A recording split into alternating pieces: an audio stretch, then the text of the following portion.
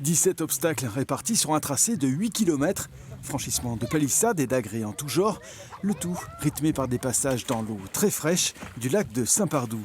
Une compétition concoctée pour la première fois par le Limoges Mud Run. Il faut être un coureur complet pour faire de la course à obstacles, savoir courir sur tout type de terrain.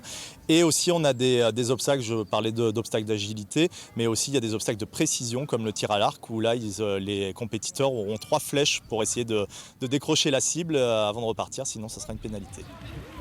En catégorie élite, c'est Flavien Lebois, venu de Tours, qui boucle la première course en 38 minutes, suivi de près par le Charentais Jérémy Vauchel, 2 profils très complémentaires.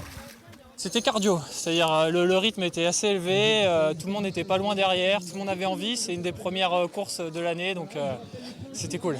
Il y a eu beaucoup de dénivelé, donc beaucoup pour moi qui j'en fais jamais.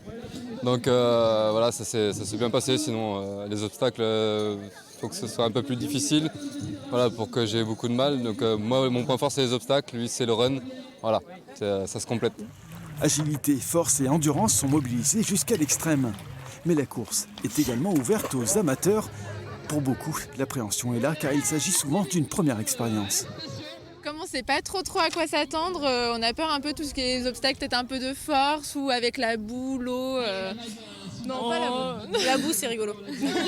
Au total, 200 personnes se sont placées sur la ligne de départ. Selon les organisateurs, c'est 5 fois moins qu'en 2019 sur le même type de compétition.